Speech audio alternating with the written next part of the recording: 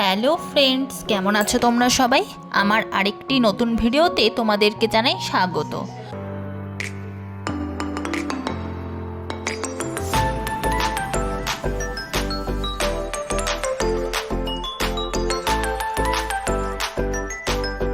দেখতে দেখতে অনেকগুলো মাস কাটিয়ে ফেললাম মা হওয়ার আনন্দ নিয়ে।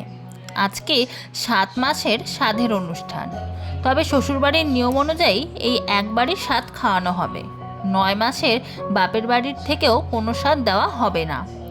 আর নিয়ম অনুযায়ী সকাল সকাল স্নান করে ঘরে আসছি, আর কুট্টিমা পিছনে হলুদ জল ছেটাচ্ছে।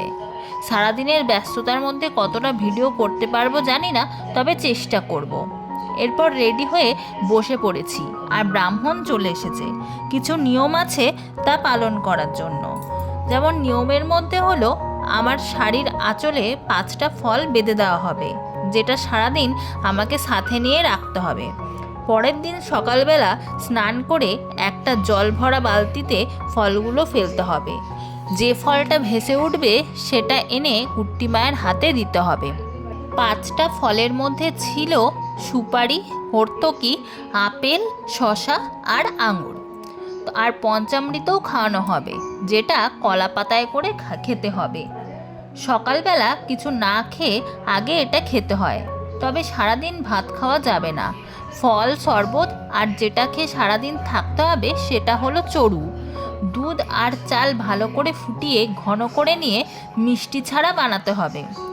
আর আত্মীয়দের জন্য যেটা রান্না হচ্ছে সেটা সবার আগে তুলে রেখে দিতে হবে, যেটা পরের দিন আমি খাবো।